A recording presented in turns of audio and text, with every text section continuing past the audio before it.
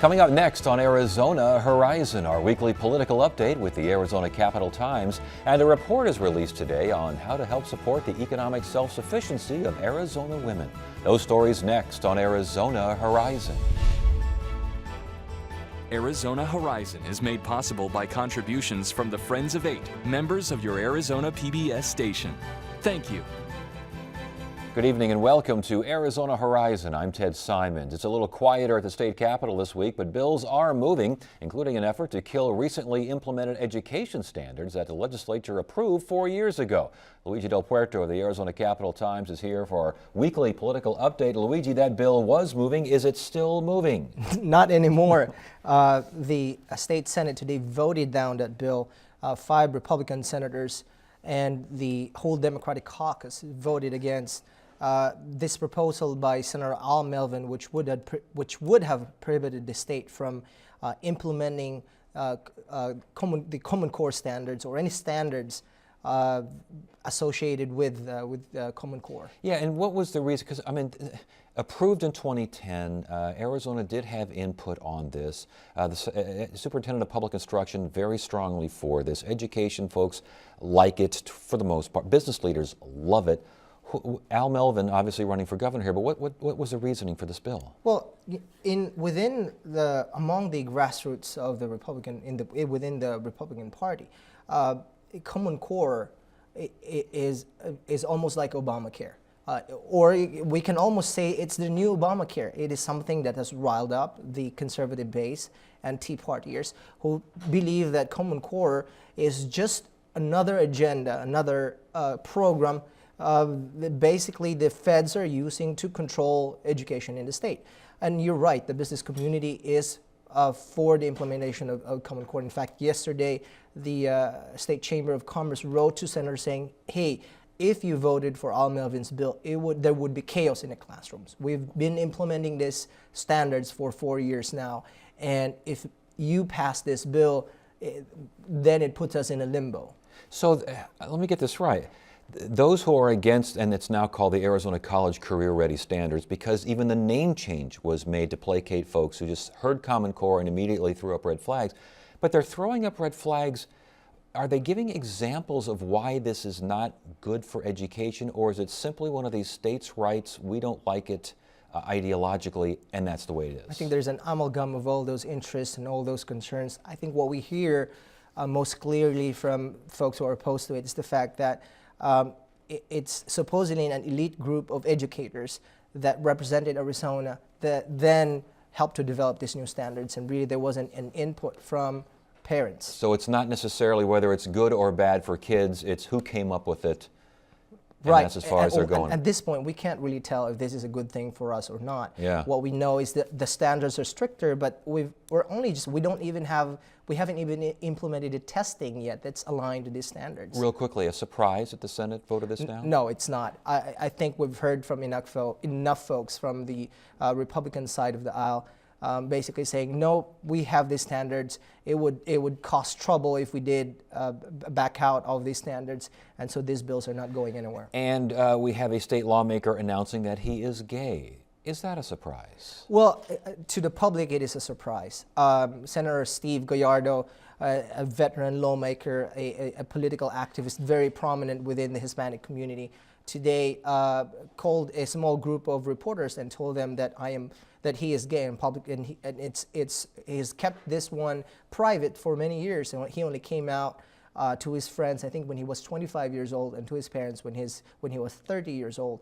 But this is an opportune time for him.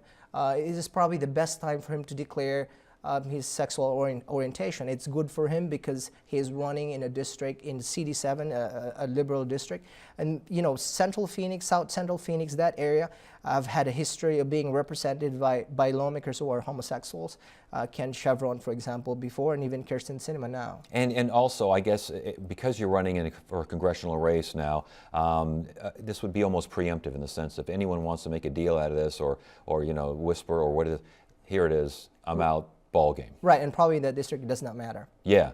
Speaking of gay issues, LGBT poll finds support for gay marriage higher than it has been, and civil unions higher than it has been. Right, in Arizona, this issue has always divided the state, but today, 49%, according to this latest poll from a Democratic polling firm, shows that 49% are supportive of same-sex marriage and 41% are opposed. That's that's a very stark change from where we was even from just 2 years ago.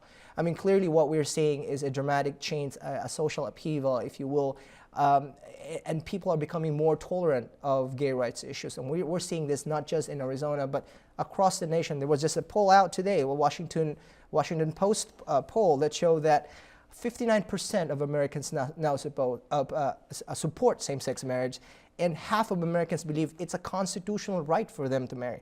I mean, that's an all-time high. It's an all-time high, but it makes you wonder if that particular momentum is cresting. Is it going to continue where it is and level off? Because I know that there's ballot measures suggested for 2016, and the Kathy Herods of the world and others are saying the media frenzy right now, that's the result of these numbers. You come 2016, whole thing could change again. Well, but it's not just the media frenzy, though. We've seen this trend moving towards gay rights for the last 5-6 years, and moving very rapidly. I mean, if you look at what the landscape was 10 years ago, it was radically different. I mean, the movement toward gay rights has moved, I think, beyond most people's expectations. I mean, in Arizona, if it's 49 against 41, that's a huge change. Yeah, indeed. And the civil unions I thought was interesting as well, because that was part of the polling question as well. And those numbers, even 32% that were against marriage, gay marriage, still okay with the civil unions. Right, it just goes to show that society indeed is changing, and that has lots of political implications. Don't get me wrong, this battle will go on for a couple more years or so, and we might see something on the ballot in 2016. Before you go, last question. Is Kyrsten Sinema serious? She's a sitting legislator, sitting lawmaker in Congressional District 9, certainly the front runner. She certainly seems like she's got quite the backing behind her to succeed in her next campaign. Republicans have some folks running, but there doesn't seem to be a clear front runner or a clear threat. And now she's thinking of moving over to CD7, where a whole bunch of folks are, what's going on? Well, Kyrsten Sinema and her campaign have refused to speak anything disclosing what their political plans are, which fuels this speculation that she is seriously considering moving into CD7, into Congressional District 7. What we've heard mostly from Republican consultants is that this is a good thing for Kyrsten Sinema. This is the case, or a case, where self-preservation, self-advancement is key, and the only factor she should consider is whether this is good for her or not. We're hearing that from Republican consultants, and I could understand perhaps why, because all of a sudden CD9 is open for business if she goes over to CD. What are we hearing from Democratic consultants? Well, certainly, when I'd spoken with the spokesperson of the state Democratic Party, they're keeping out of this potential primary battle. But we have heard from Latino leaders in particular who have said, please do not move to CD7. We are cognizant of the fact that we have more than $1 million in the bank. If you move to CD7, you will be a game changer. But this is a district that's overwhelmingly also Hispanic, and we want someone who is Hispanic to continue representing that district. Very interesting. All right, Luigi, good stuff. Good to have you here. Thank you.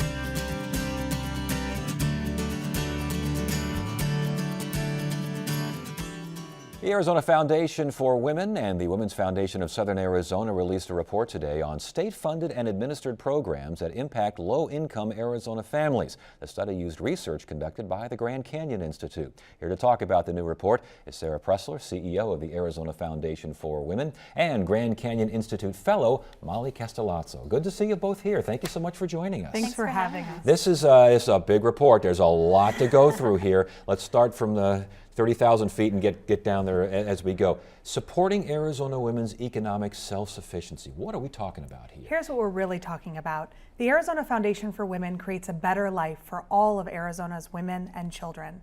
And we do that by investing in data-driven research to drive the conversation.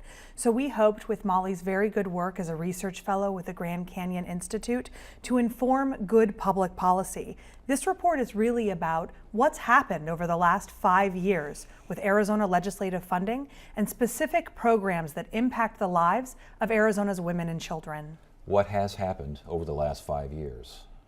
Well, in our research, I think it's important to understand first that when we're talking about the economic self-sufficiency of women and programs and policies that are designed to support that, we're talking about economic development. You know, this is an issue of how do we advance the economy and advance the economic situation of the state as a whole, and do that for all Arizona families. And so we looked at different policies and programs that might help support women's self-sufficiency. We looked at child care subsidies, we looked at early childhood education, and in nearly every case, the state has substantially cut or eliminated funding. In some cases, we are very happy to note that the state has restored funding in the case of access, of course, and adult education. But it's not a positive picture. And when it comes to low-income families and when it comes to Arizona women from low-income backgrounds here, I mean, I've noticed that the workforce poverty rates are so much more different and staggered against women. Workforce, education, responsibility for kids, home ownership, these are all listed in this report, and the numbers don't look all that good. And the numbers don't lie. I think what's important to remember, Ted, is that the Arizona Foundation for Women focuses on safety, health, and economic empowerment. And the importance of research like this is that we are really trying to create a self-sufficient community. And when we know then that 79% of single-parent families are headed by women, more than 500,000 of Arizona's women are poor, we know, in fact, that women are more likely than men to be out of the workforce, 59% versus the 41% of men. We know that women are more likely than men to be working low-paying jobs. We know now for a fact that what so many have been saying from the women and children's communities is true. And it's time now that we do something about it. And we're really grateful. The Southern Arizona Women's Foundation and the Arizona Foundation for Women is so happy to have this research, Ted, because so much is going right in Arizona.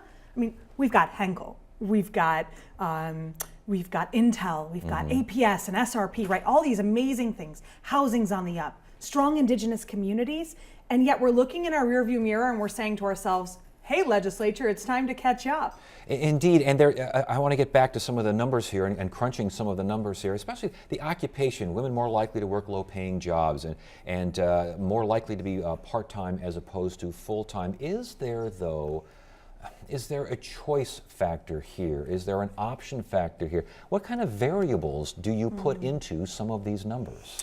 Well, let's look first at the workforce participation rate. So when you take in the context of the fact that 79% of single-family households are headed by women, it makes it very difficult when you're trying to raise children to also work full-time year-round.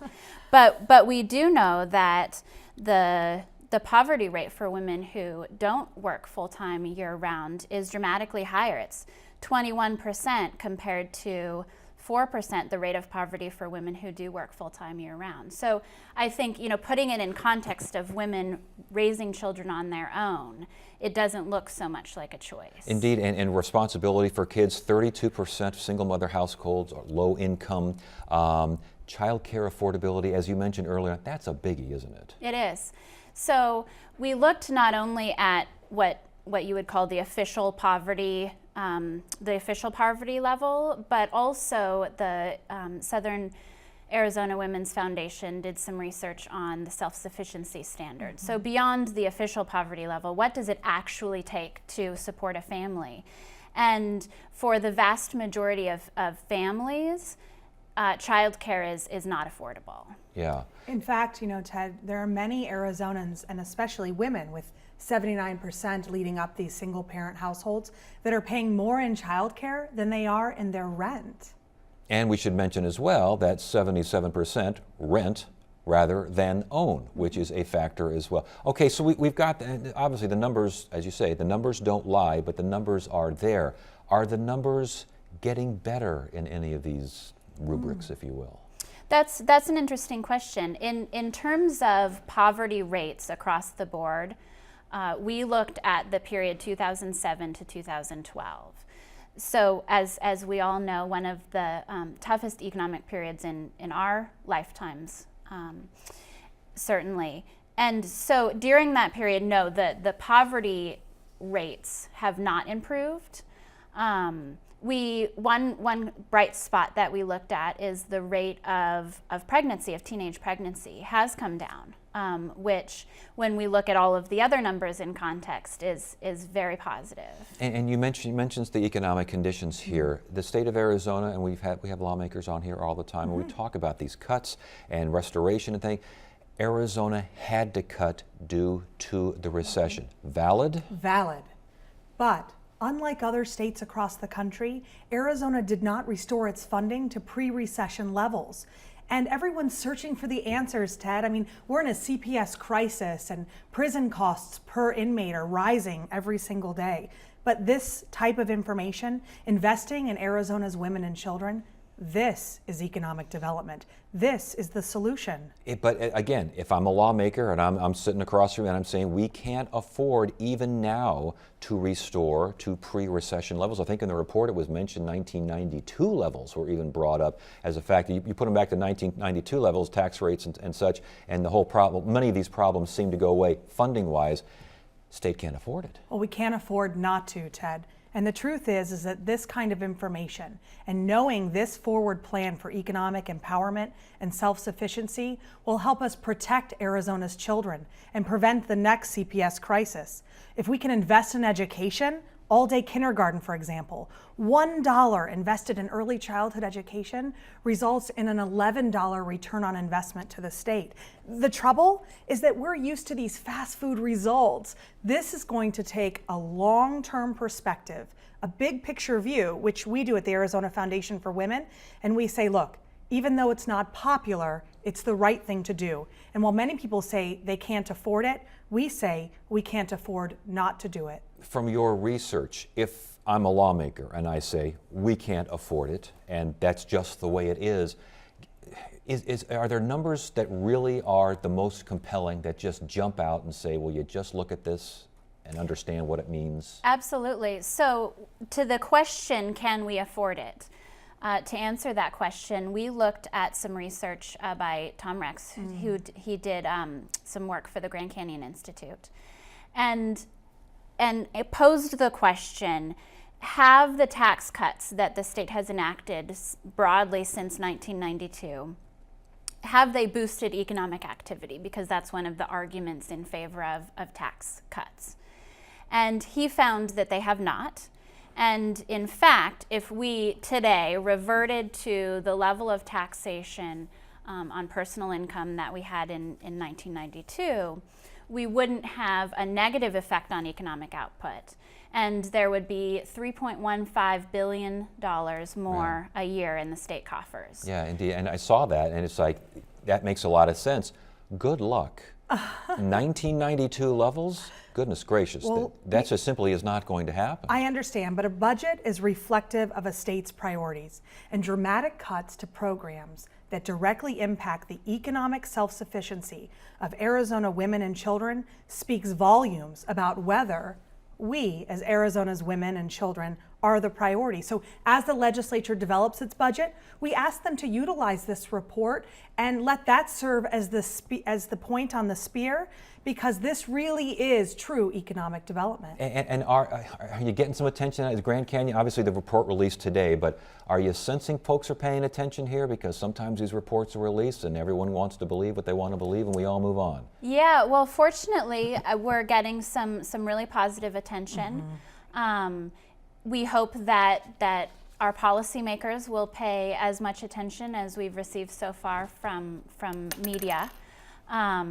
Because, and I think I was speaking about this in another forum, and the question came up, well, policymakers, like you say, Ted, aren't going to pay attention. They're not going to increase taxes, for example, to fund some of these programs or to refund some of these programs. So what can be done? Very quickly. You're going to stop right there? No. So we are voters, Yes. and it's our responsibility as voters to tell our policymakers what needs to be done. I think that's a good place to stop right there. It's good to have you both here. Thank you so much for joining us. We Thank appreciate you. it. Thanks for having us. And that is it for now. I'm Ted Simons. Thank you for joining us. You have a great evening.